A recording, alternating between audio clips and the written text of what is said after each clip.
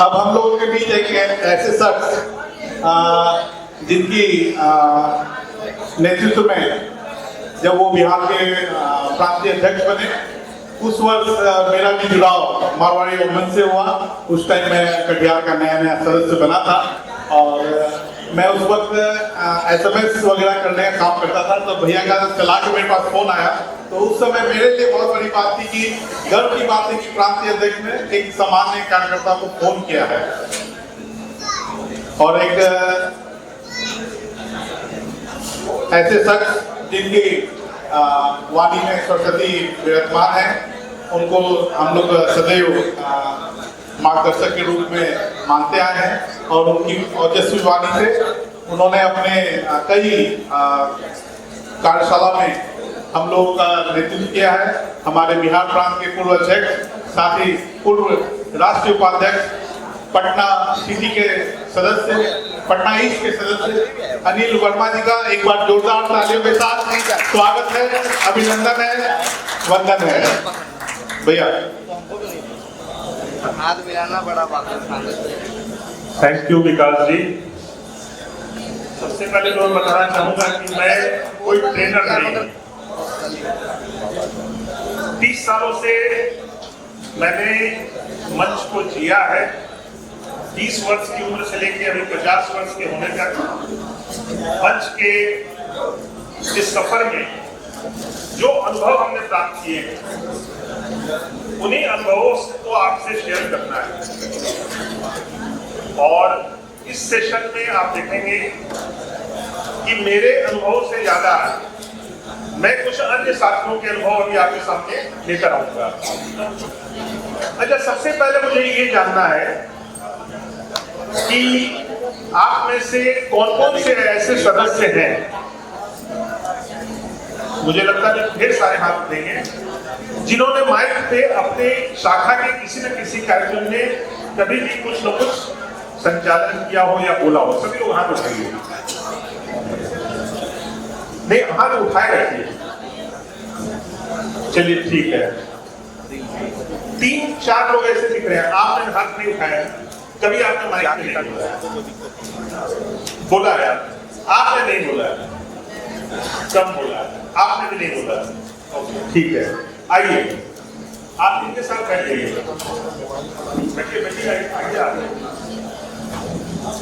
Project planning and execution, ये जो topic है, इसमें हम लोग चर्चा करने वाले हैं कि कोई भी जो प्रोजेक्ट है उसकी प्लानिंग कैसे करते हैं और उसको एग्जीक्यूट कैसे करते हैं। कोई भी प्रोजेक्ट, क्योंकि कार्यक्रम जो होते हैं मंच के, उसी से हमारी पहचान बनती है। तो सबसे पहले एक बात मैं आपसे पूछना चाहूंगा, मैंने व्हाट्सएप ग्रुप में आप लोगों को एक टास्क दिया था, वो टास्क किसने किसने नहीं किया, सिर्फ वो हाथ उठाए। 4, 5, 10। अच्छा, आप लोगों ने कोई टास्क नहीं किया, बाकी सबने तो टास्क किया है। पहला टास्क किया था ना, क्या था?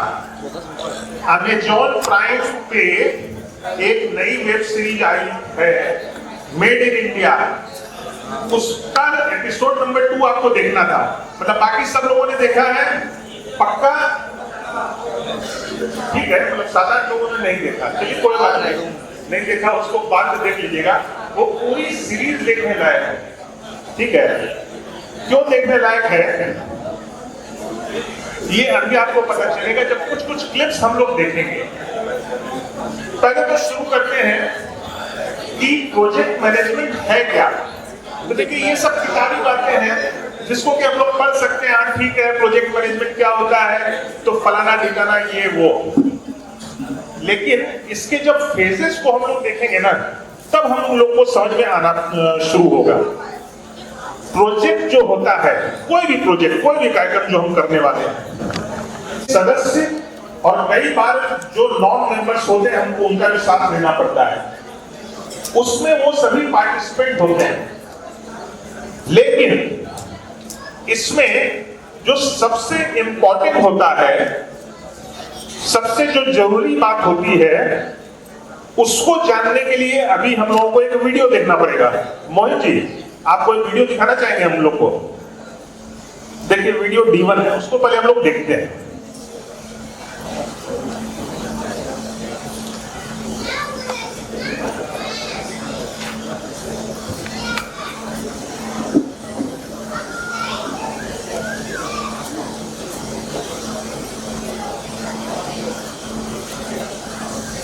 एक बहुत बड़ा प्रॉब्लम पावर पॉइंट के साथ क्या है, डायरेक्ट उसमें से वीडियो नहीं चल पाता है। अच्छा, इनको आप लोगों ने पहचाना कि नहीं पहचाना? एक बार पॉज कीजिए। ये कौन है? स्टीव जॉब्स, हम लोग सभी जानते हैं। अच्छा, आज की वर्कशॉप में क्या इसको आप इस रूप में भाग देंगे। एक बार पॉज कीजिएगा।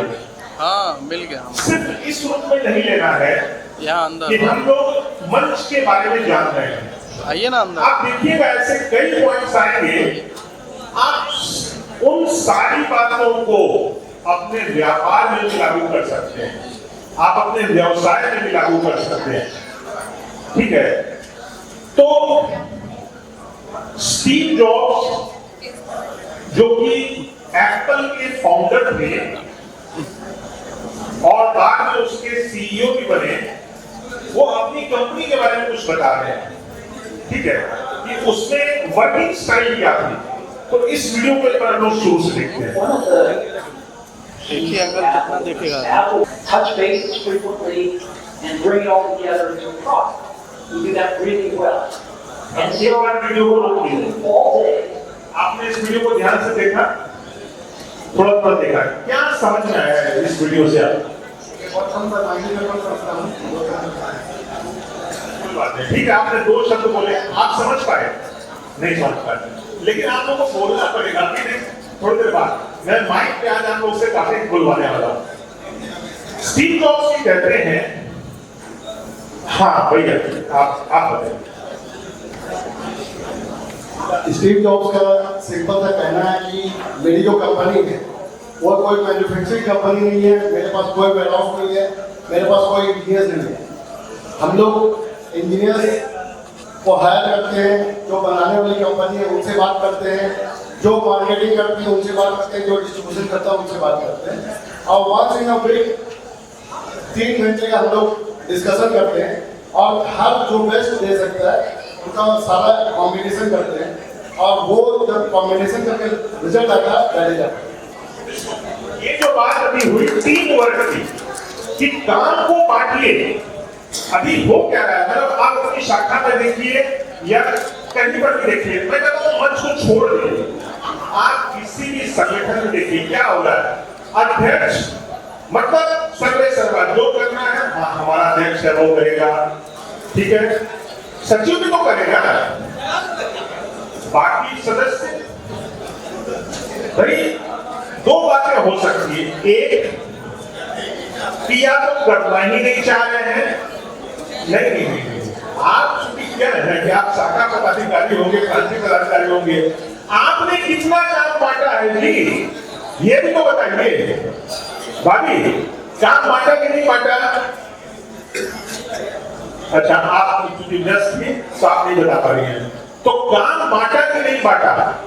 भाई अगर आप काम बांटिएगा ही नहीं, सब कुछ अपने सिर पर ढोकर चलिएगा, तो बाद में रोएगा कौन? आप बोलिएगा सदस्य तो हमारे कुछ करते नहीं है। अरे भाई आपने कब उनको जिम्मा दिया? संयोजक बना दिए गए, काम खुद ही कर रहे हैं। स्टीव जॉब्स का सिंपल कहना है, कोई इंटरफेरेंस नहीं, काम आपने बांटा। अगर बड़ा प्रोजेक्ट है तो आप सप्ताह में 2 दिन वीकेंड्स पर मिलिए, चर्चा करिए। कम ड्यूरेशन का है तो हर दूसरे दिन एक बार बैठिए ना, चर्चा कीजिए, काम को बांटिए और बांट कर उसके बाद सबसे रिपोर्ट लीजिए। अगला जब आएगा आपके पास रिपोर्ट देने के लिए तो उसको पता होगा ना कि मैंने कुछ काम किया होगा तब तो रिपोर्ट दूंगा, मैंने काम किया ही नहीं। अध्यक्ष मुझे बुलाएगा, कुछ तो बोलना है, तो चलो ठीक है, कुछ तो करना ही पड़ेगा।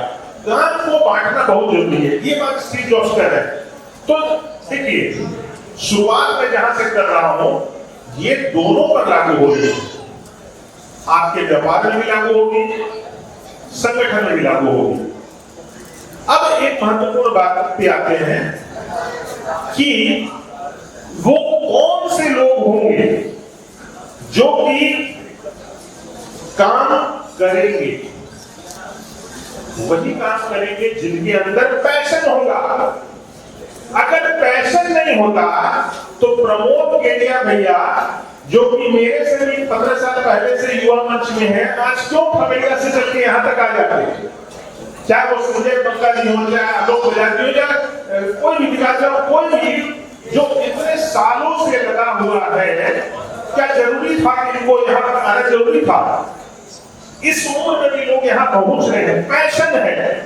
देखिए पैशन का एग्जाम्पल मैं देता हूँ, युवा मंच जो कि युवा मंच का सबसे बड़ा जो प्रोजेक्ट है मुझे लगता है वो है युवा भवन।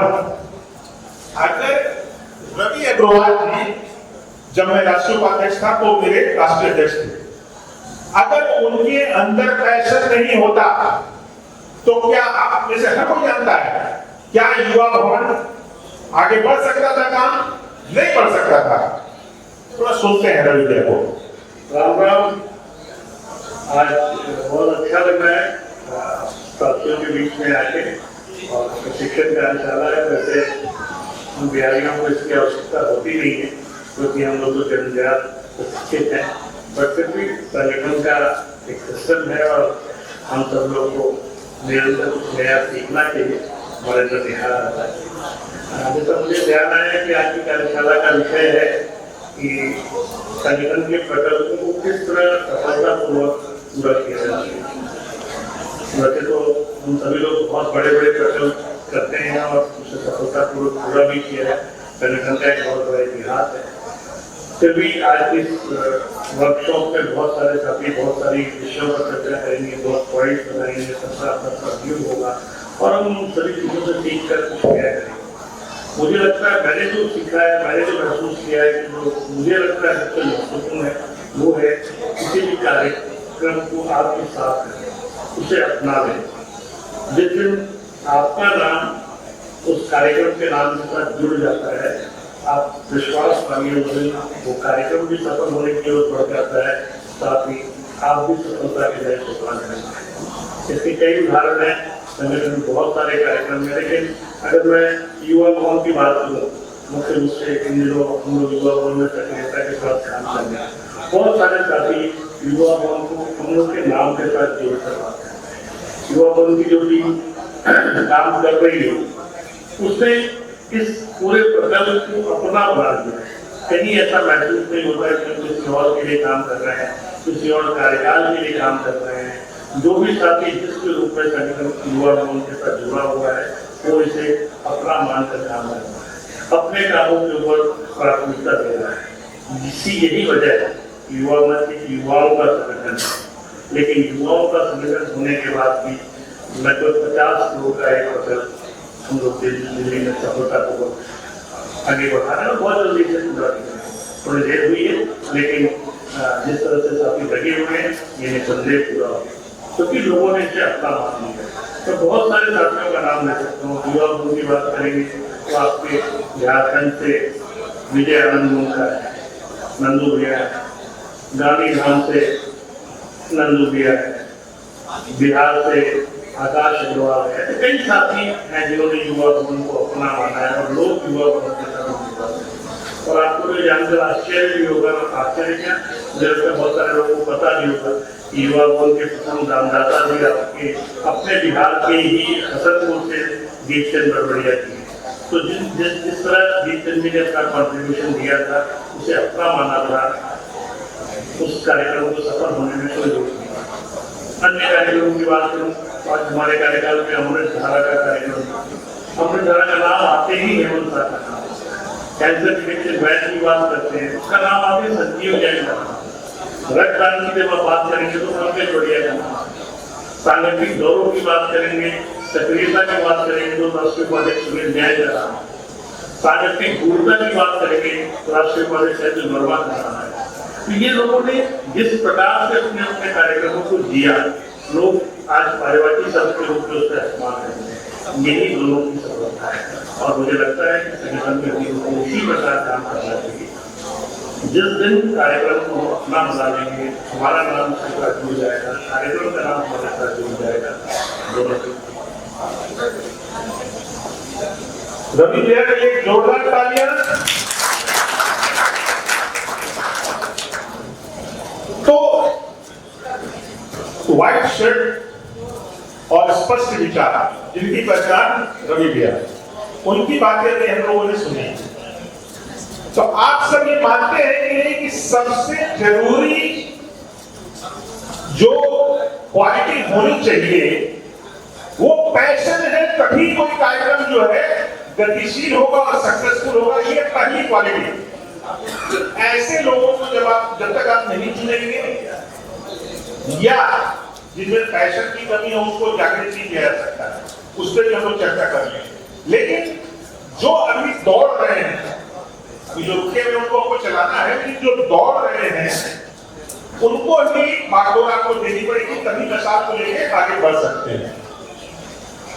टीम वर्क, जो कि मैं शुरुआत अपने टीम वर्क से की थी, तो टीम वर्क पे अभी हम लोग कुछ देखते हैं, ठीक है? तो उसको देखते हैं, फिर हम लोग चर्चा करते हैं उसके बारे में।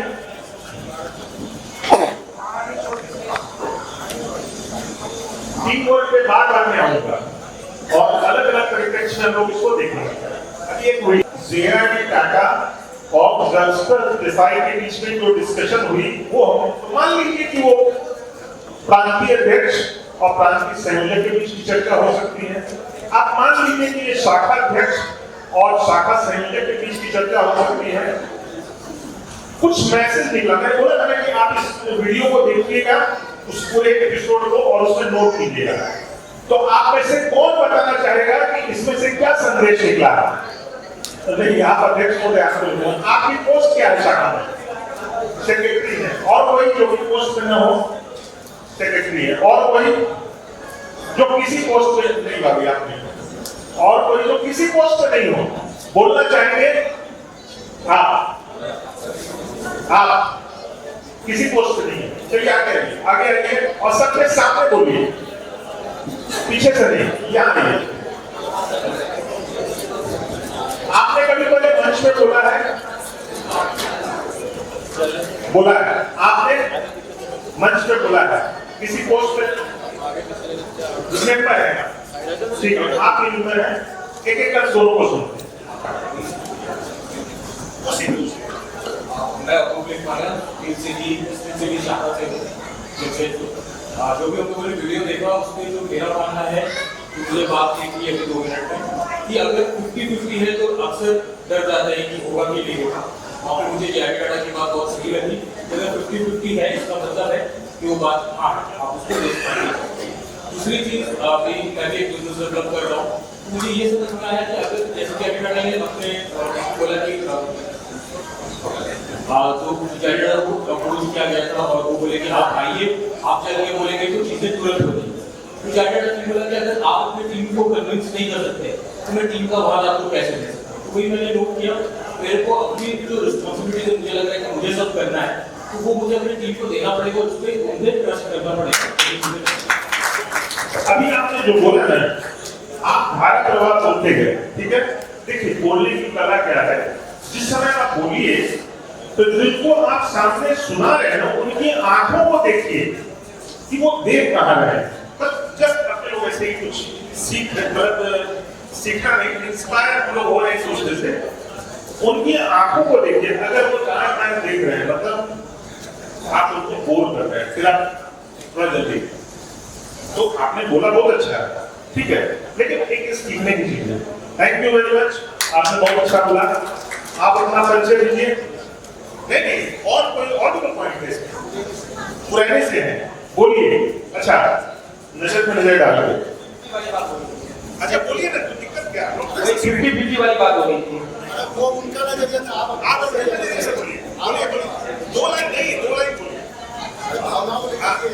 बात फ्यूचर के बारे में बात। सबसे पहले तो इनकी आवाज बहुत शानदार है, कल के बारे में और आज के बारे में सेम टू सेम। बहुत बढ़िया, बहुत बढ़िया, थैंक यू। पहली बार बोल रहे हैं, सेकंड बार बोल रहे हैं, चलिए बहुत अच्छा। अगली स्लाइड। और भी कुछ बातें हैं मुझे लगता है, मोहन जी सेकंड स्लाइड। अभी आप इसका आगे का पार्ट देखेंगे ना, और भी बातें निकल के आएंगी। उसमें हुआ क्या, 50-50 तो ठीक है, अगर जो मूल बात निकल के आई वो ये है कि आगे पुश किया जा रहा है अपने से नीचे, जो जिसको प्रोजेक्ट को सौंपा गया है, मान लीजिए कि शाखा अध्यक्ष संयोजक को पुश कर रहा है, तुम आगे बढ़ो, वो कहता है अध्यक्ष से कि नहीं अध्यक्ष मुझसे नहीं होगा, आप इसको देख लीजिए। अध्यक्ष क्या कह रहा है संयोजक को, नहीं तुम आगे बढ़ो, है कि नहीं? ऐसा लगा कि नहीं आपको? मतलब अगर रिस्पॉन्सिबिलिटी दी है तो फिर मेरा सहारा क्यों ले रहे हो? करके तो देखो क्या होगा, गलती होगा। आपने देखा था ना वीडियो, मैंने एक वीडियो भेजा था, किसका, इन गलतियों पे,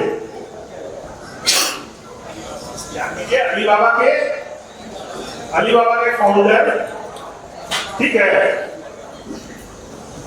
जैक मा का मैंने भेजा था, तो उसमें वो क्या कह रहा है, उसमें उनका कहना था कि गलतियों से ही सीखना है। उस वीडियो को एक बार फिर से देखिएगा। तो यही बात जीआईडी टाटा बोल रहे हैं, नहीं सी तुम इसको करो, तुम जाके बोर्ड मेंबर्स को कन्विंस करो।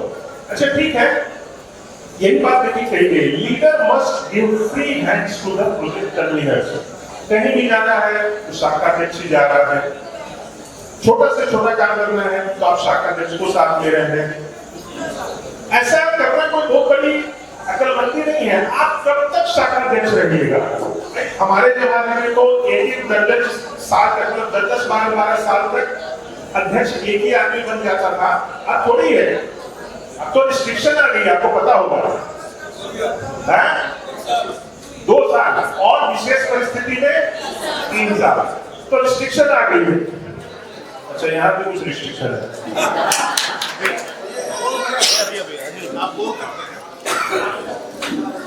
अच्छा तो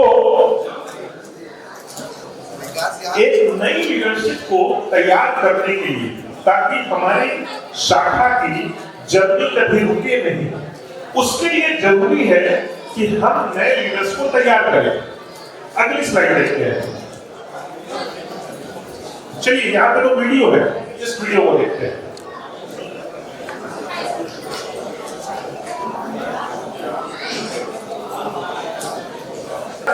लेकिन कोई बड़ी घटना हो रही थी प्रोजेक्ट में, जैसे कि इसमें जेआरडी टाटा को मिलना था मंत्री से, साथ में गए, संयोजक को हमने फ्री हैंड दिया है, लेकिन कहीं पर संयोजक कहता है कि नहीं, हम अभी जा रहे हैं चीफ मिनिस्टर से मिलने, या जिस प्रोजेक्ट में हम जिस महत्वपूर्ण कोई सर्विस लेने जा रहे हैं वहां पर हम जा रहे हैं, कोई ऐसी जगह जा रहे हैं जहां पर कि हमको परचेस करनी है, बल्क में करनी है, और हम चाहते हैं कि अध्यक्ष हमारा बढ़िया से नेगोशिएट कर सकता है। मतलब ऐसी कोई भी वैसी जरूरत पड़ सकती है, तब अध्यक्ष साथ में जाएगा।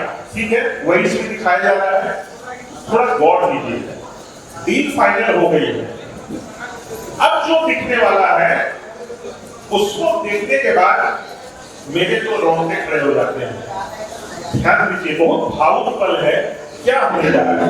सारा टाइमर जो है वो बढ़िया से हो रहा है, बाद में अध्यक्ष तो आराम से कुर्सी में बैठे हैं और संयोजक नहीं बेचारा एकदम कोने में है, या वो आगे सिर्फ क्या कर रहा है, माला बजा रहा है। उसको उचित सम्मान होना चाहिए कि नहीं होना चाहिए? मेहनत के लिए आप उसको रिवार्ड कीजिएगा तब तो उसका हौसला बढ़ेगा। कोई मेंबर को नहीं आ रहा है, कोई मतलब को नहीं है, मतलब भानत होके काम करा दिया, लगा दिया, ठीक है, कुछ छूट नहीं रहा। पिछला स्लाइड का, हाँ ये हो गया, ठीक है। नेक्स्ट हम लोग देखते हैं। अब प्रोजेक्ट की अलग अलग फेजेस होती है, जिसमें कि पहली जो फेज है इनिशिएशन, मतलब प्रोजेक्ट जो है उसके लिए विजन, सर्वे, डिफाइनिंग गोल, ये सब अलग अलग फेजेस हैं। तो इसको कैसे करना चाहिए? सबसे पहले तो विजन होना चाहिए हमारा। अच्छा, विजन क्या है उस पर हम आगे चर्चा करेंगे।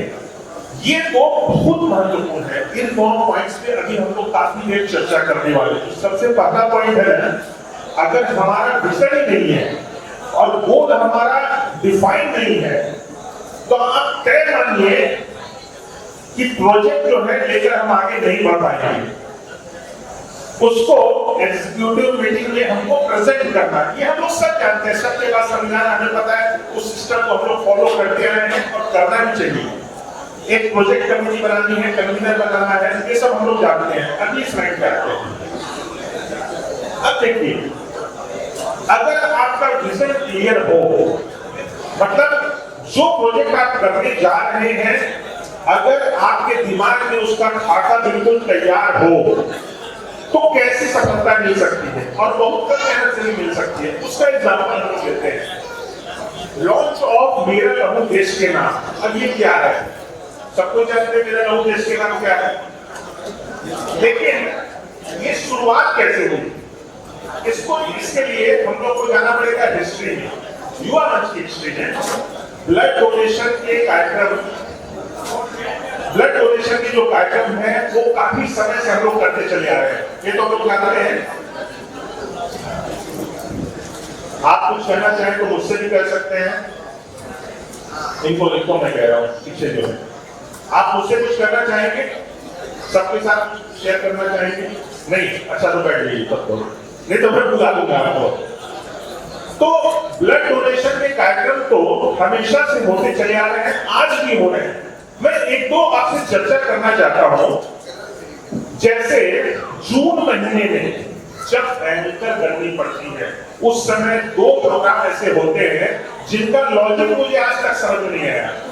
ठीक है, एक है विश्व रक्तदाता दिवस। कितनी तारीख को पड़ता है? जून में पड़ता है ना?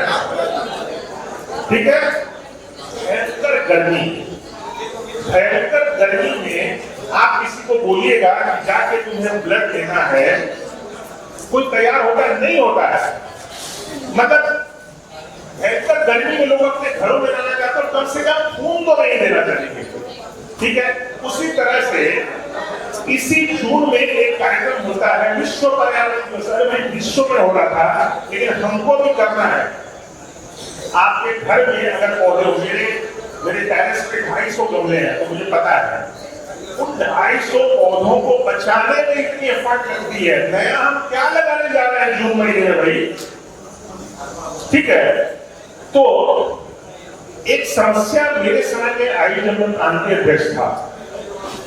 हम लोग ब्लड डोनेशन जो करते थे, ये जो 3-4 महीने इसमें ब्लड नहीं मिलता था, डोनर नहीं देना चाहते थे। अब क्या करें? तो लास्ट जो कैंप हम लोग करते थे बिहार में, वो अप्रैल तक में जो हो गया सो हो गया। उसके बाद मई, जून, जुलाई सबको हम लोग सब बोलते थे भाई माफ करो। माफ करने का ऐसा है कि हमने अप्रैल में कैंप किया था, कार्ड हमारे पास है, कार्ड ले लो। फ्रेश डोनर नहीं मिलेगा, कार्ड है, लो। अब अगस्त में हमारे सारे कार्ड खत्म हो गए। अगस्त में अब हमको नया कैंप करना है, और चूंकि कार्ड खत्म हो चुके हैं तो हमें एक ही बार में ढेर सारे कार्ड चाहिए। तो उसके लिए दिमाग में सोचा गया कि ठीक है, कैंप करते हैं और एक साथ पूरे स्टेट में करते हैं। मैं गया, मुझे भेजा गया आपने केस नियंत्रण समिति में। ठीक है, वहां के डायरेक्टर आपको हेल्थ मिनिस्ट्री में जाने के लिए आप उसी के संस्था में जाइए, पिछली स्लाइड जाइए। तो वहां पर हम लोगों ने बात की कि हम लोग एक साथ पूरे बिहार में कई कैंप करना चाहते हैं, तो उसके लिए हमें क्या सपोर्ट दे सकते हैं? रोजन के साथ कितने कैंप कर लीजिएगा? तो मैंने कहा कि एक साथ कितना आप चाहते हैं? उन्होंने कहा कि कम से कम 8 कैंप कीजिए। मतलब 8 कैंप? उन्होंने बोला ज्यादा लग रहा है। मैं कुछ नहीं बोला। एक आपने देखा होगा शून्य चेहरा, याद है वो वाला एपिसोड 2 में था, भूल गए, चलिए कोई बात नहीं। नसरुद्दीन शाह कहते हैं देसाई को कि जिस समय आप सामने वाले के साथ बैठे हो ना, उसको पता नहीं चलना चाहिए कि आपके चेहरे पे क्या है, शून्य चेहरा। अब शायद याद आ गया होगा। तो मैंने उसे मैं भाव प्रकट नहीं करने दिया कि 8 मतलब तो हमारे लिए कुछ नहीं है। मैंने बोला एक कैंप में कितना, बोला 30 यूनिट तो आपको करना ही पड़ेगा हर कैंप में। बोला ठीक है सर कर लूंगा, इसके बदले हमें क्या मिलेगा?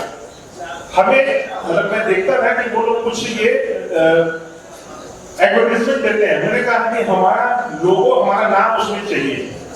पहली बार में तो तैयार नहीं हुए, बोले हम छोटा सा देंगे। आप अगर नीचे देखेंगे तो एरो है, वहां पर एक छोटा सा लोगो दिया और हमारा कार्यक्रम 15 अगस्त 2010 को मेरा लहू देश के कारण मां तुझे प्रणाम। बाद में राष्ट्रीय कार्यक्रम, राष्ट्रीय प्रकल्प भी बना था, अगर आपको याद हो, कई साल तक चला इसी नाम से। उन्होंने दिया, सक्सेस हो गया। 8 कैंप क्या थे, हमने 1 दर्जन कैंप कर दिए, सबने 30 से ऊपर। उसका नतीजा देखिए अगली स्लाइड में क्या हुआ। ये देखिए, ये क्वार्टर पेज के विज्ञापन। अच्छा, ये विज्ञापन कोई एक पट्टा में नहीं आते थे, बिहार के जितने एडिशन होते थे और सारे न्यूज़पेपर में सब में आते थे। क्वार्टर पेज के कलर देखिए, लेफ्ट साइड में बिहार क्रांति मारवाड़ी मंच है और राइट साइड में लोगो है। मतलब लाखों लाख रुपए के विज्ञापन बिहार सरकार ने हमें दिए।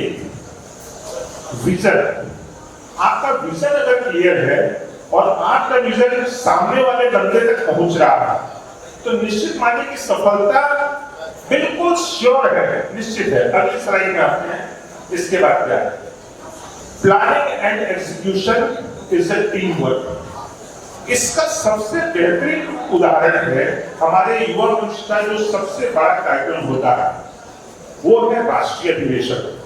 पिछला राष्ट्रीय अधिवेशन जो गांधीधाम में हुआ था, आइए हम लोग सुनते हैं उस राष्ट्रीय अधिवेशन की जो संयोजिका है मीनू गोयल जी, उनका हम लोग उनके अनुभव को सुनते हैं, जो कि गुजरात की प्रांतीय अध्यक्षा भी रह चुकी है।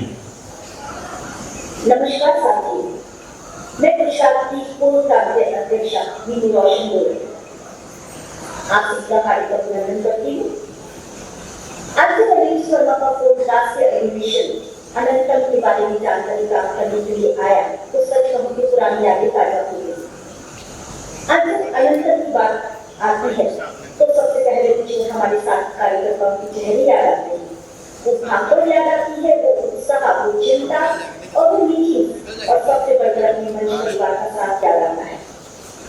सच कहूं, कोई भी आयोजन कभी भी एक व्यक्ति नहीं कर सकता, उसके पीछे न जाने कितने लोगों का समय, मेहनत, विश्वास, प्यार जुड़ा होता है। हमारे अनंतर के पीछे भी ऐसे ही अनगिनत हाथ थे।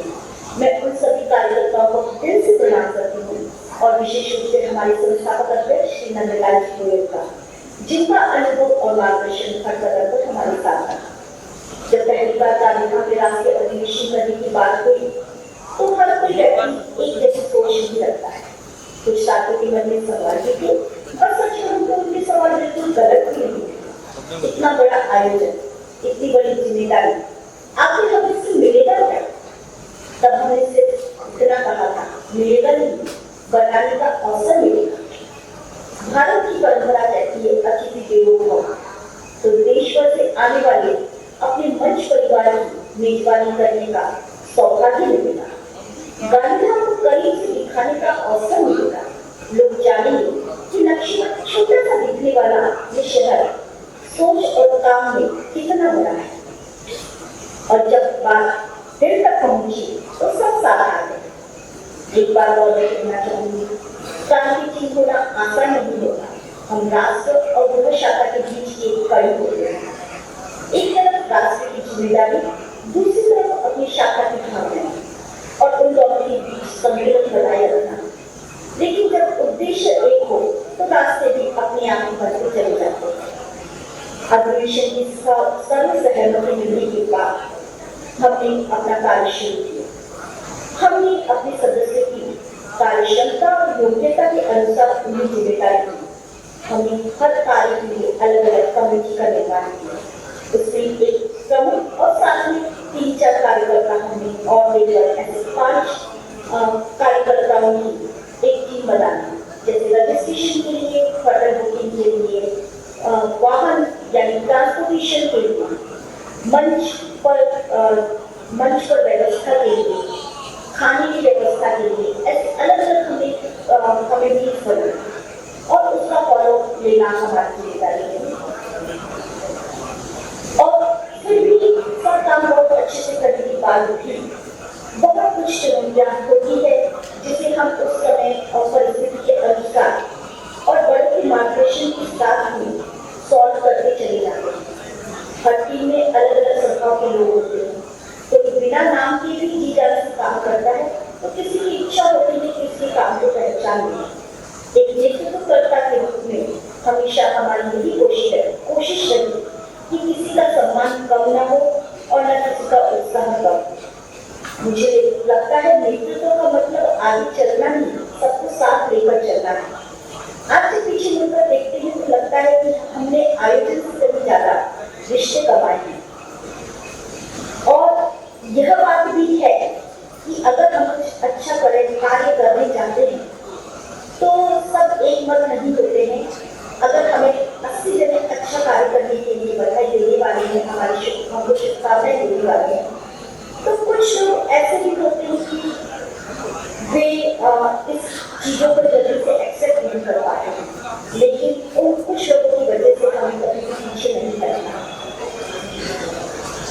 मैंने इस पूरी सफर से एक बात सीखी, अगर मन में विश्वास है, नियत साफ है और टीम एक परिवार बन जाए तो कोई भी सपना बड़ा नहीं होता है।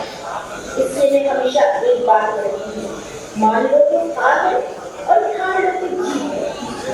आखिर में मैं बस इतना ही कहना चाहूँगी कि अगर अनंतम सफल हुआ है तो वो किसी एक व्यक्ति की सफलता या किसी एक व्यक्ति का काम नहीं था, वह हर उस कार्यकर्ता की सफलता थी जिसने बिना घड़ी देखे काम किया है, और उस परिवार की सफलता थी जिसने अपने सदस्य को समाज के लिए समय दिया है, और हर उस साथी की सफलता थी जिसने कहा काम मेरा नहीं हमारा है। यह मंच की सबसे बड़ी ताकत है और शायद यही हमारी सबसे बड़ी पूंजी है। बहुत बहुत धन्यवाद। एक जोरदार ताली विनोद भाई के लिए, गांधीधाम के लिए, नंदू भैया के लिए और पूरे गुजरात की टीम के लिए जोरदार तालियां। और अब भाभी आप आइए, क्योंकि एक महिला ने इतनी अच्छे ढंग से अनुभव शेयर की, आप इसमें से कोई एक दो लाइन में कोई बात बताइए जो आपको समझ में आए। मुझे यही समझ में आया कि हम सभी अगर मिलकर किसी भी लक्ष्य के लिए आगे बढ़ते हैं तो हमारी टीम अपने आप को साथ देने लगती है और हमारा परिवार सब एक साथ काम करके तैयार हो जाता है। Thank you very much. बाकी आप आइए, आपको क्या लगा? पहले तो माइक को पास लाइन, फ्लोर पास। कोई भी काम करने के लिए टीम वर्क सबसे ज्यादा जरूरी है। जब टीम वर्क होगी तो काम अपने आप पूरा हो जाएगा। बहुत बढ़िया, बहुत बढ़िया। एक लाइन अगर हमारे आगे राष्ट्रीय अध्यक्ष महोदय, आप सब लोगों को टीम वर्क के रूप में आज यहाँ पर कुछ नजर आ रहा है क्या? क्या बोलिए तो। आज के इस प्रांगण में मुझे टीम वर्क में दो कलर नजर आ रहे हैं, एक है पर्पल, एक है स्काई ब्लू।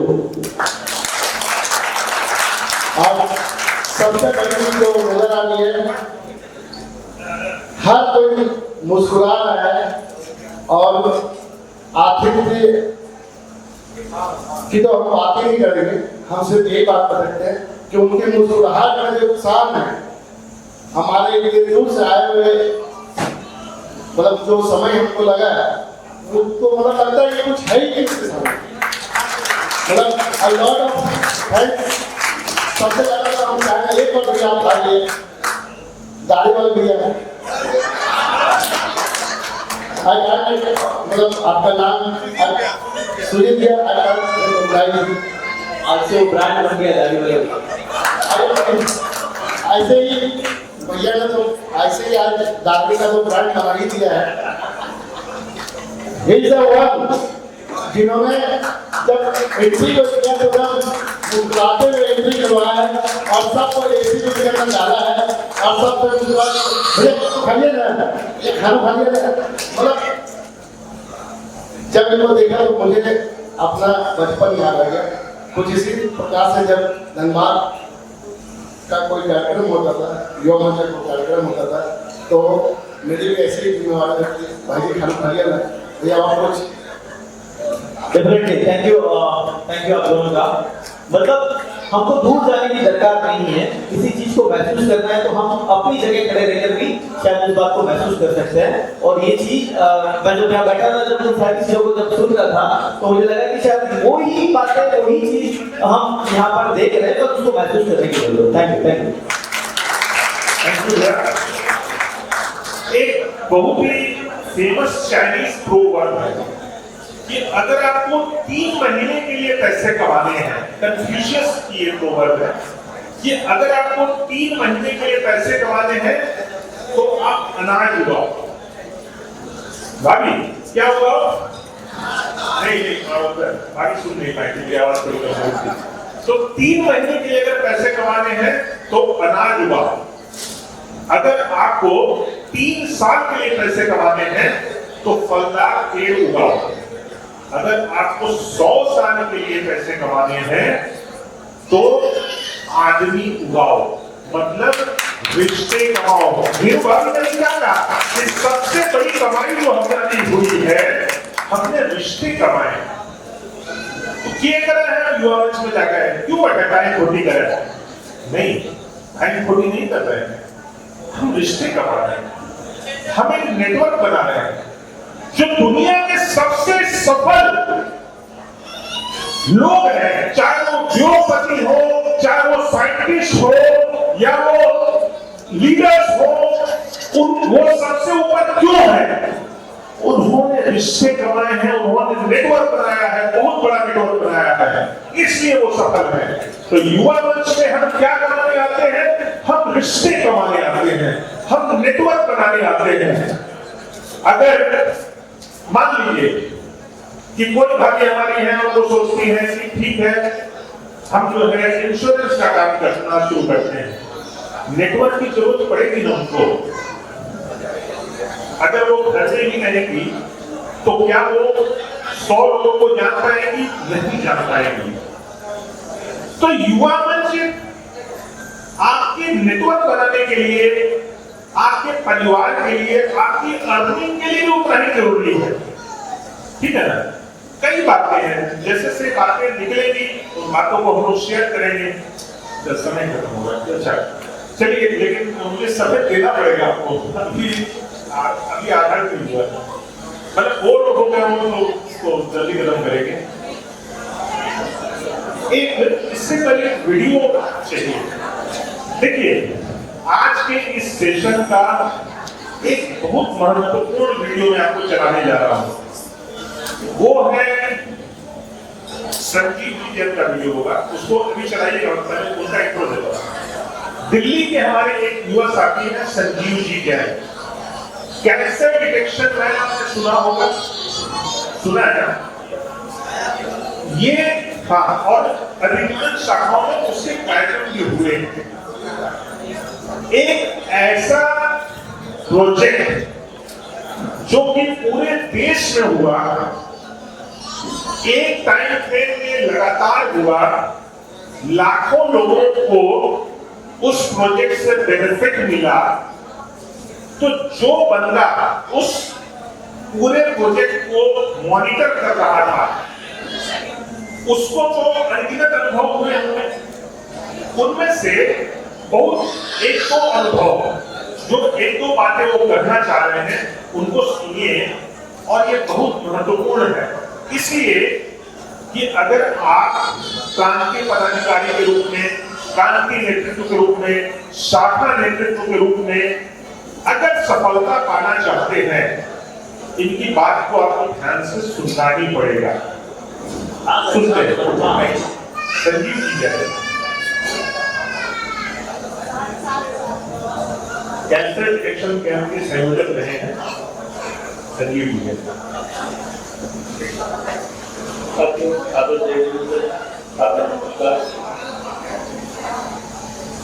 मैं एक बात को मैं आप सभी से रूबरू होने का अवसर मिला, मैं उसके लिए धन्यवाद देना चाहूँगा पूर्व राष्ट्रपति सेना करने की वर्मा का, जिन्होंने कल मुझे आदेश किया कि वर्ष 2015 के दौरान कैंसर डेवलपमेंट बैंक बतौर जिनको से मैंने कार्यभार संभाला, उस दौरान जो हम लोगों की नित्य कर्म के दौरान जो घटनाएं थी उससे हमें क्या सीखने को मिला, और उन्होंने आदेश किया किसी भी दो विषयों का जिक्र करें ताकि हम लोग चिंतन अपना सापेक्ष करें। मैं एक घटना का उल्लेख करूंगा, हालांकि मैं प्रयास करूंगा कि समय मुझे मिला कि मुझे समय के दौरान बात कर सकूं। जैसा कि आप सभी को पता है कि जो कैंप वर्ष एक शाखा का एक पूरा शेड्यूल बना हुआ, हम लोग अगले 1 महीना 3 महीना का शेड्यूल बनाते थे, 1 से 3 महीने का अगले 3 महीने में बस कहाँ ना किस दिन कहाँ हो, फिर ऑल द रूट मैच, पहले दिन कहाँ होगी, दूसरे दिन कहाँ होगी, तीसरे दिन कहाँ होगी, ये सारा चिंतन करके शाखाओं से बात करके सारा एक घटना ऐसी हुई कि मेरे बस पहुंची सुबह 9 बजे तक कैंप था, सुबह 4 से 5 बजे वहाँ पर पहुंची और कैंप से कागज मिलने वाला था। निश्चित तौर पर एक शाखा कैंप करने से पूर्व बहुत सारी तैयारियां करती है। कैंप के दिन जब कैंप कागज मिलने वाला होता है तो समाज के बड़े जनों को सभी को बुलाया और इस दौरान उनको ये पता चला कि भाई बस में जो है एक्सरे मशीन और मैमोग्राफी मशीन जो कि बहुत महत्वपूर्ण टेस्ट है उसमें है, वो दोनों ही खराब हो गई और इस बात को सुनने को सब उत्तेजित हो गए और उत्तेजना से कोई दिक्कत नहीं है, लेकिन पीड़ा थी जिन्होंने मुझे उत्तेजित, क्योंकि उन्होंने भी बहुत सारी तैयारियां की, बहुत सारी महत्वाकांक्षाएं की, बहुत आशाएं थी कि बस के आने से समाज के लोगों को उन्होंने बुला रहे कोई रक्षा कार्य करने का उन्होंने प्रयास किया, लेकिन यहाँ आके जो वो बड़े इंस्ट्रूमेंट खराब हो गए उसको लेकर उन्होंने अपनी पीड़ा जाहिर की और बातों के दौरान शिकायत कहा और मैंने सुना भी, हालांकि शुरुआत में जिस तरह से बातचीत हुई मुझे थोड़ी सी, देखिए ये क्या बात कर रहे हैं, इनकी बेटी की शादी नहीं थी, इनके घर का प्रोग्राम नहीं था, ठीक है, लेकिन ये भद्र शाखा की बात हो रही है। बड़ी हम क्यों युवा मंच के लिए ये बात सुन रहे हैं, ऐसी भावना आ सकती थी ना, लेकिन वो क्या करें उसको सुनिए। इस पूरे एपिसोड से आपको जो बात समझ में आएगी वो है, आपको सीखिए तो हम लोग इसको सुनेंगे। हम जब कोई कार्यक्रम करते हैं उसका गोल स्पष्ट होना चाहिए, गोल। अगर गोल हमारे दिमाग में स्पष्ट नहीं है तो संजीव जी क्या गलती कर सकते थे कि बोलते ठीक है मशीन खराब हो गई भाई, ऐसा करते हैं आप तो हम रिफंड कर देते हैं पैसा। ऐसा उन्होंने नहीं किया, उनके दिमाग में बिल्कुल स्पष्ट था जो प्रोजेक्ट उन्होंने लिया उस प्रोजेक्ट का गोल क्या है ये बिल्कुल स्पष्ट था। थोड़ा 3-4 मिनट और ध्यान से सुनिए।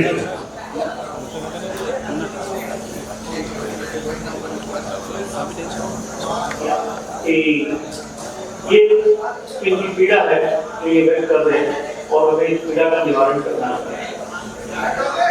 और मैंने जैसे बताया कि इसके बाद के भी शुरू करने जैसे यहाँ आज क्या है, उनके बाद कहीं और क्या है, उसके बाद कहीं और, उसके बाद एक छुट्टी थी, उसके बाद कहीं और, यूँ एक पूरा शेड्यूल बना हुआ।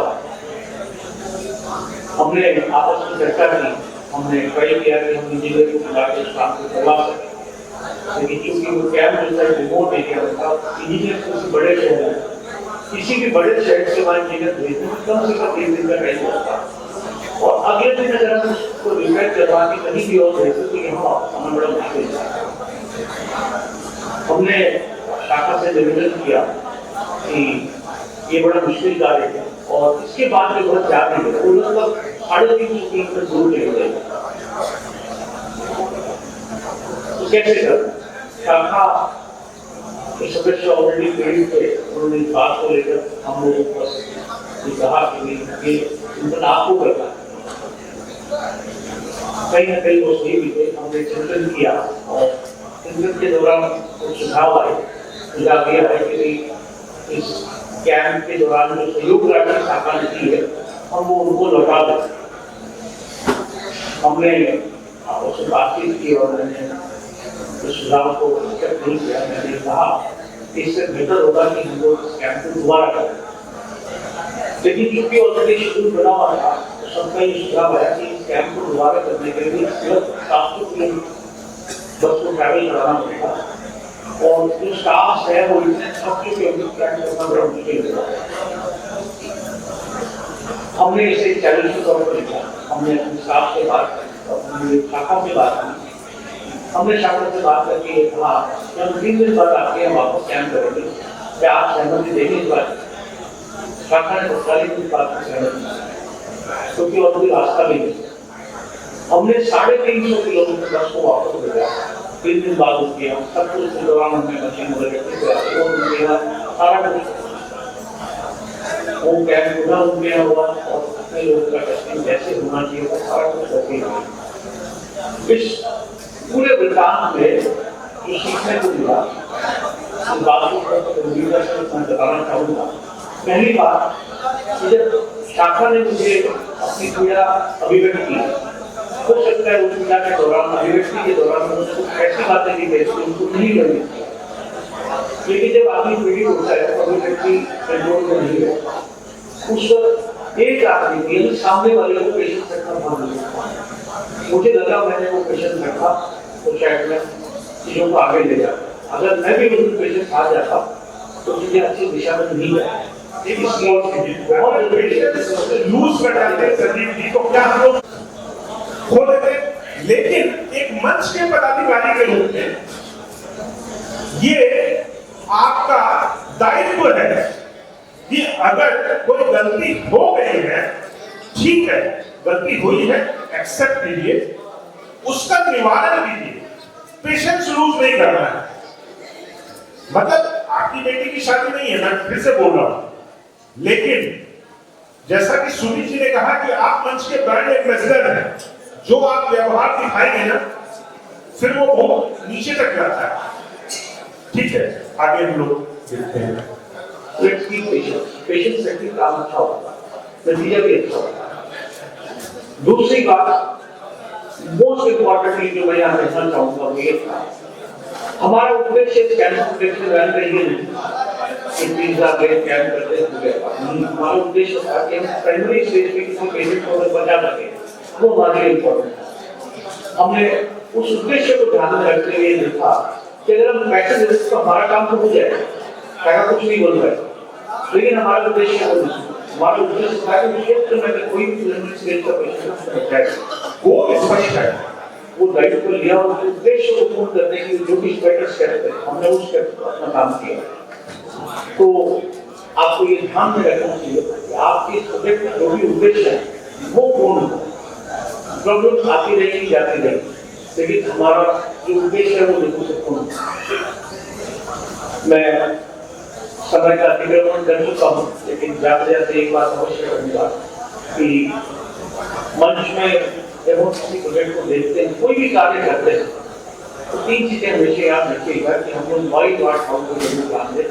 वाई यानी उद्देश्य, क्यों मैं ये काम कर रहा हूं, और क्यों जब आप पता कर लेते हैं, जब आपको ये पता चल जाएगा कि मुझे क्यों करना है ये काम, तो क्यों करना है, तो उसके बाद आप बात कर रहे हैं कि क्या करना चाहिए मुझे आउटपुट के लिए। और जब आपको व्हाट पता होगा तो रास्ता भी आप निकाल देंगे, यानी हाउ वो भी आप कर लेंगे। तो थिंक ऑन दीस लाइंस की वाई व्हाट हाउ। जब आपको वाई का पता रहेगा तो व्हाट और हाउ को आप निकाल लेंगे, वो रास्ते निकल जाएगा। दूसरा मोस्ट इम्पोर्टेंटली मुझे ऐसा लगता है इसको देखने के बाद, और इन विगत कई सालों से मैं देखता आया हूँ, उस दौरान भी मैंने देखा कि हम लोग अधिकतर अपना जो कार्य है, अपना जो एनर्जी है, जो भी हमारे पास समय है, एनर्जी है, वो हम लोग अपनी हैंडलिंग में लगाते हैं कि यहाँ बैलेंस लगाना है, वहाँ बैलेंस लगाना है, इसको ब्रॉडकास्ट करना है, इसका पोस्टर देखना है। मुझे ऐसा लगता है यहाँ पे संजीव जी ये बात कहना चाह रहे हैं कि आपका काम बोलना चाहिए। ब्रांडिंग जो आप व्हाट्सएप पे कर रहे हैं, व्हाट्सएप आजकल ज्यादा होने लग गया है, तो आपका काम ऐसा होना चाहिए कि आपकी ब्रांडिंग हो जाए। वो बातें करना चाह रहे हैं। एक बात संजीव भैया के लिए जोरदार तालियां। अब मुझे लगता है कि बहुत लंबा हो गया, लेकिन तब भी अभी 5 मिनट का है, थोड़ा सा खेल लीजिए, 5 मिनट का है।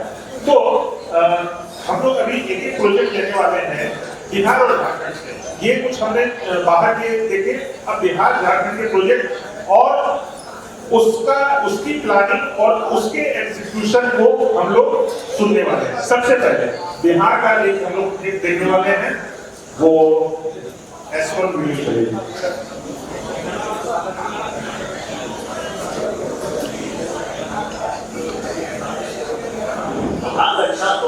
शहरी खेत पर सत्ता के पत्तों की तरह मुश्किल जमीन नामुमकिन नजर आता है।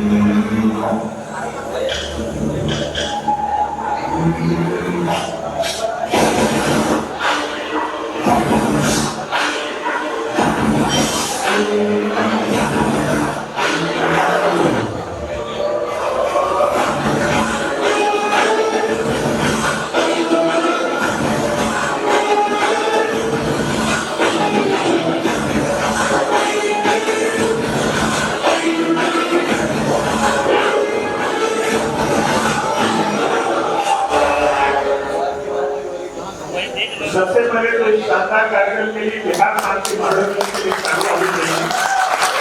और अब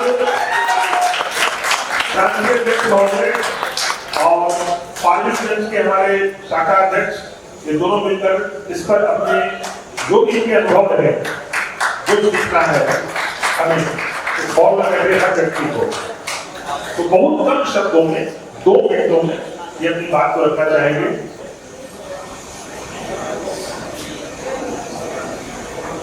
धन्यवाद भैया। फॉर्मल शाखा अध्यक्ष के रूप में जब इस कार्यक्रम की जिम्मेवारी हमें अश्विता से मिली थी, तो निशांत जो इस वक्त खेलकूद संयोजक का प्राप्त था, और जब हमें कहा गया कि स्पोर्ट्स कार्यक्रम करना है, तो इस जिम्मेदारी में दो चीजें जो बहुत अहम थी, जो आपको मुझे फोन पे भी बताई कि प्लानिंग और एग्जीक्यूशन इसका क्या था, इस चीज पे अपना डिसीजन करना है। तो सबसे पहले इसमें एक चीज ऐड करना चाहता हूँ कि एक इवेंट बहुत बड़ा था, हमें नहीं पता था कर पाएंगे या नहीं कर पाएंगे, बहुत लिमिटेड रिसोर्स के साथ हमें ये चीजें करनी थी। बट वो टीम, जिस टीम पर की आप इतनी देर से बात कर रहे हैं, वो टीम हमारे पास थी, इसीलिए बहुत मैं श्योर था एज अ शाखा अध्यक्ष कि हम इसको पुल ऑफ कर लेंगे। अगर वो टीम नहीं होती तो शायद मैं हिम्मत भी नहीं करता। तो हमारी टीम बहुत शानदार थी, इसलिए हम इसको पुल ऑफ कर पाए, इसको प्लान कर पाए। बहुत सही है, a goal without a plan is just a wish। तो हम उसको विश से करना चाहते थे, हम एग्जीक्यूट करना चाहते थे, और एग्जीक्यूशन लेवल पर लड़कों ने ग्राउंड पे बहुत ज़्यादा मेहनत की, और बहुत सारी चीज़ें यहाँ पे भी आपने जो 2 वीडियोस दिखाए थे टाइटल स्टोरी वाले, उसमें कवर हो जाती है, वो एक 50-50 वाली बात है। तो मैं इससे बहुत मेरी पर्सनल एक बहुत अच्छी सेविंग है जो मुझे बहुत अच्छी लगती है, जो साहिल वॉर से रिलेटेड है, कैप्टन मनोज पांडे। तो एक सेइंग है उनकी कि सब बोल सा सो मच जो में से टू फेल। तो फेलियर एक्सेप्ट करना कोई बहुत बड़ी बात नहीं है, लेकिन जो बैटिंग थी और जो टीम था तो देखा जाएगा, और ये पुल ऑफ हो गया टीम वर्क की वजह से, ये पुल ऑफ हो पाया। तो प्लानिंग हमने बहुत अच्छी करी थी, इसमें कोई डाउट नहीं लगा। फुल फ्रीडम जो आपके अध्यक्ष के तौर पे फ्रीडम उनको देना था वो उन्होंने दिया, इसलिए हो पाया। और इसका रिकग्निशन निशान को मिला, जो अभी हमने वीडियो में देखा है, इसका रिकग्निशन भी निशान को मिला इस लेवल पर। अश्विनी भैया की तरफ से, हमारे राष्ट्रीय अध्यक्ष की तरफ से, तो ये सारी चीजें जो आपने हमने दिखाई, ये पीटीएम भाई की स्टोरी को बिल्कुल सही से इसमें इसको करवा। Thank you very much. और अब राष्ट्रीय अध्यक्ष महोदय अपना अनुभव शेयर करेंगे। कोई भी प्रोजेक्ट या कोई भी प्रोडक्ट 4 चीज पे डिपेंड करता है। फर्स्ट है प्राइस, सेकेंड है प्रोडक्ट, तीसरा है प्लेस और चौथा है प्रेजेंटेशन। जब हमने प्राइस पे गोल किया तो इसका बजट जो था बिहार प्रांत के आज तक के कार्यक्रमों जितने जो भी कार्यक्रम किए थे उसमें सबसे उच्चतम स्तर पे था, जितना इस लेवल का कार्यक्रम हमने बिहार में कभी नहीं किया। करीब 20-25 लाख का टारगेट हमने रखा और जब इस लक्ष्य को हमने हासिल करने का प्रयास किया तो एक टीम, मजबूत टीम मुझे मिली। निशान गोलर के रूप में, साथ में फातर के रूप में, और हमने वो 25 लाख का लक्ष्य मैंने हासिल किया। देश के लिए 22 दिन से उपयोग की जगह मुझे नहीं नजर आ रही थी, जो मैंने देखा मुझे जो कॉर्पोरेशन में युवाओं में नजर आ रहा था, मुझे यही कोई युवा है जो इस क्षेत्र को सफल कर पाएंगे। और उसके बाद जो रिजल्ट है वो आपने देखा, तो मैं निश्चित रूप से कह सकता हूँ कि कोई भी कार्य करने के लिए टीम पे भरोसा रखना बहुत जरूरी है, और अगर टीम ने अच्छा किया है तो सफलता टीम की है, असफलता लीडर की। धन्यवाद। अगर राष्ट्रीय उपाध्यक्ष के ससुराल में जाकर कार्यक्रम कीजिएगा तो अच्छा होना ही था। टीम ऑर्गेनाइजेशन की बात चल रही थी और मुझे ऐसा लग रहा है कि मैं कुछ नहीं बोला तो शायद वो चाप नहीं आ पाएगा जो मैं बतानी चाहिए। अच्छी एग्जीक्यूशन, अच्छी प्लानिंग और अच्छी प्रेजेंटेशन के बाद क्या होता है, एक प्रांतीय संयोजक राष्ट्रीय संयोजक बनता है।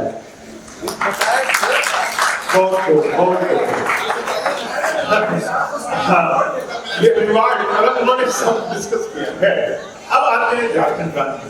तो मैं झारखंड के हमारे प्रांतीय अध्यक्ष महोदय से निवेदन करूंगा कि आप और state wise president headquarter Shweta भाभी, आप दोनों आए और जो हमारा झारखंड प्रांत का एक यूनिक प्रोजेक्ट है एयर एम्बुलेंस और बाकी जो मेडिकल फैसिलिटीज हैं उन पे आप लोग प्रेजेंट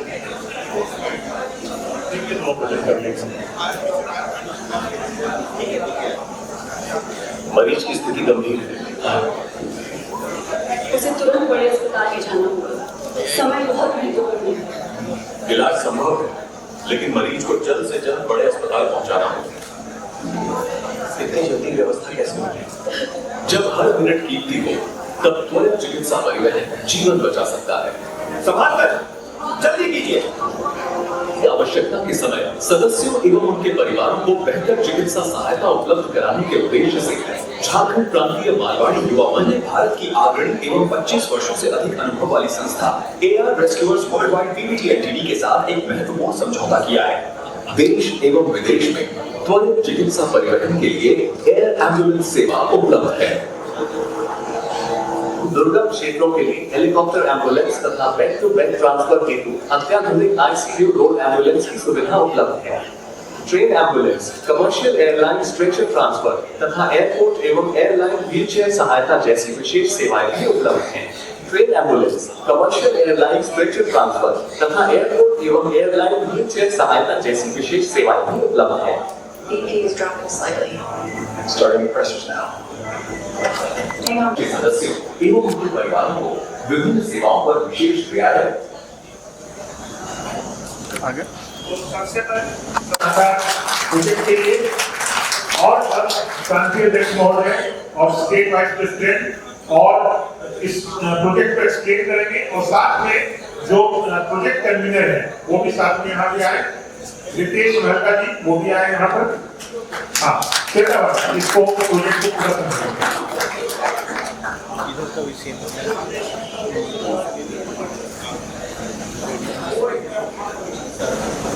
और अभिनव आयाम स्थापित किए।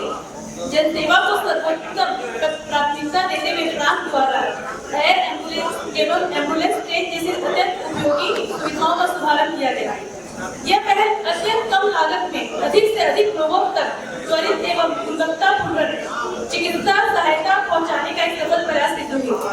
इस व्यवस्था के माध्यम से जरूरतमंद मरीजों को कम शुल्क पर सुरक्षित, सुलभ एवं समानजनक चिकित्सा परिवहन उपलब्ध कराया गया।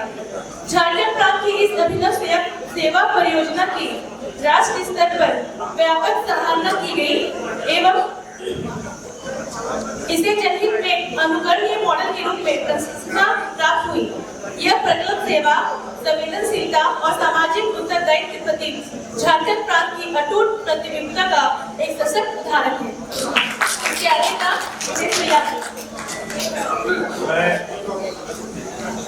मैं सबसे पहले हमारे रितेश मेहता जी का धन्यवाद करता हूँ। मैंने उनको बताया था एक बार अपनी तरफ से कि भैया आज हम लोग कहीं भी जा रहे हैं और हम देखते हैं कि हमारे परिवार के लोग जब दुख में रहते हैं ना तो वहाँ कोई सामने नहीं दिखता है और उसमें बहुत पैसे लग जाते हैं और उसका वो फैसिलिटीज नहीं मिलता है। तो मैंने इनको बोला भैया एक हम लोग का साथ में टाइप है जो कि हम लोग हमेशा रांची में करते हैं, तो आप एक बार बात कर लीजिए। हम लोग नहीं तो पूरे झारखंड प्रांत के लिए इसको कर देते हैं, पूरे झारखंड के पूरे ऑल ओवर इंडिया के लिए कर देते हैं। जिनको भी जरूरत जहाँ भी हो, जहाँ से ले जाना वो उसको फुलफिल हो सकता है। तो मैंने इनको बोला, उसके बाद सारे प्रोजेक्ट उन्होंने अपने से किया है। तो मैं चाहूँगा रितेश मेहता जी इसके बारे में डिस्क्राइब करें।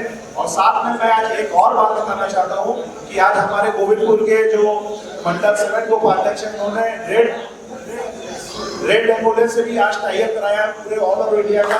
और ये दुखद स्थिति में हम लोग को काम देने वाली चीजों अभी बहुत जरूरत पड़ती है। मुझे लगता नहीं किसी को जरूरत पड़े, पर फिर भी जब जरूरत पड़ती है तब वो दिखता नहीं है।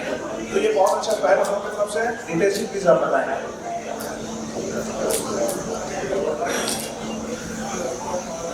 सभी को राम राम।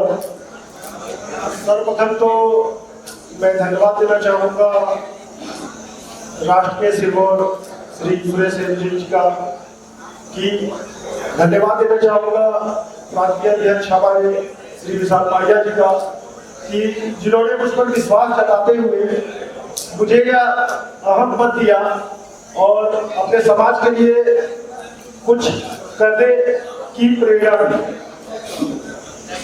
कोरोना काल में हम लोगों ने यह अनुभव किया था कि हमारे पास सारी सुविधाएं होते हुए, आर्थिक शक्ति होते हुए भी हम एक तरीके से अपने लोगों को मदद नहीं पहुंचा पा रहे हैं।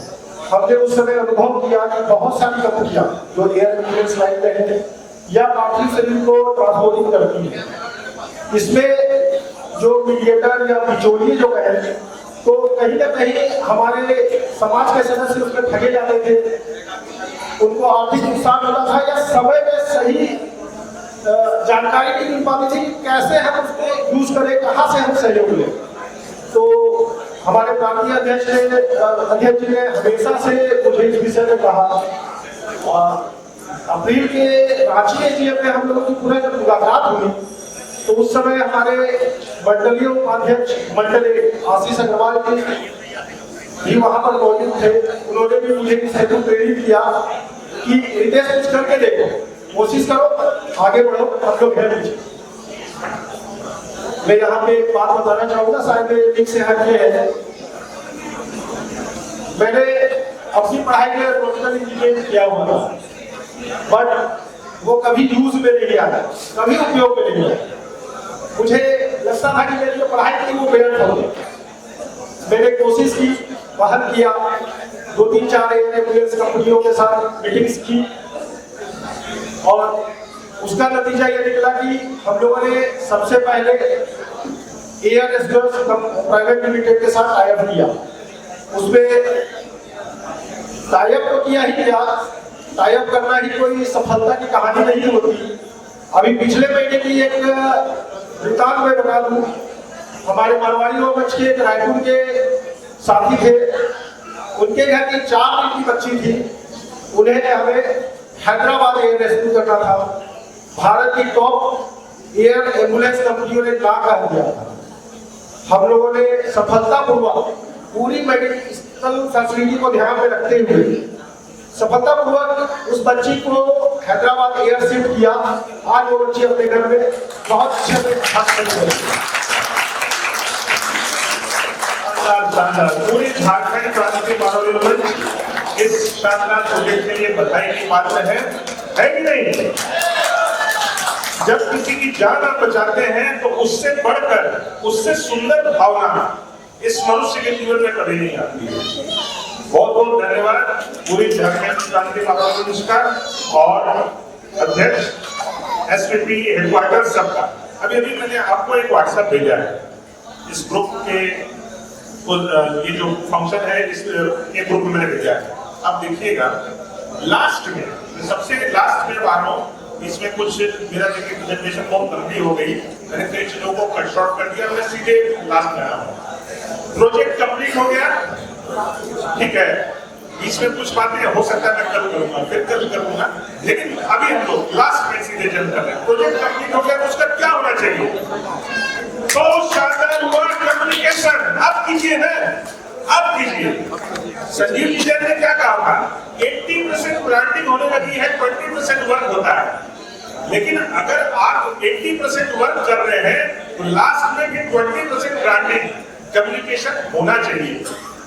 जैसे कि श्वेता भाभी मेहनत करती है, हर रोज पूरे प्रांत में क्या कार्यक्रम हुए उसकी एक समरी तैयार करती है और सभी जगह भेजती है व्हाट्सएप पे। वही मैंने आपको भेजा है, ठीक है। तो जो कार्यक्रम हुआ, जो प्रोजेक्ट हुआ, अब उसका ढोल भी पीटना चाहिए। हाँ हाँ, नहीं आप बोलिए भाभी, नहीं एक मिनट भले आप यहाँ ये थोड़ा सा मैं उससे नाराज हो जाएंगे, कोई बात नहीं, लेकिन नहीं कोई बात नहीं, कुछ तो बोलेंगे। भाभी इतना मेहनत करने के बाद भी कभी कभी हम लोगों से बात सुन जाती है कि हमारा छूट गया, तो कहते हैं हमारा छूट गया। ओके, आप इससे पहले आपने माइक पे कभी बोला है? नहीं बोला, पहली बार बोला है, जोरदार तालियां, बहुत अच्छा बोला। तो ये जो अभी प्रेजेंटेशन हुई, इसके लिए टेकअवेज क्या है, मतलब हम लोग क्या सीख रहे हैं? सोशल प्रोजेक्ट जो है वो टीम वर्क होता है। वो जो है मेरी बेटी की शादी नहीं है, मुझे लगे करना है, टीम वर्क है, सबको इन्वॉल्व कीजिए, ठीक है। तो आप कभी ये कंप्लेंट नहीं करेंगे कि सदस्य हमारा साथ नहीं दे रहे हैं। कल देखिए मेरे पास एक समय की कमी पड़ रही है, इससे नेटवर्क बनेगा आपका। मैं एक्सप्लेन कर चुका हूं पहले, इसमें दोबारा नहीं जाऊंगा। नई लीडरशिप निकलेगी, ठीक है, और गलतियां करेंगे वो, लेकिन उन गलतियों से उन्हें सीखने का मौका मिलेगा। जो वीडियो मैंने आपको पहले भेजा था, इसलिए उस बात को रिपीट नहीं करता है, ठीक है। कुछ सीखा आपने? सीखा है? नहीं सीखा लगता है, आवाज नहीं आ रही है। कुछ सीखा आपने? Okay, thank you very much. कल फिर मिलते हैं, कल सुबह के सेशन में।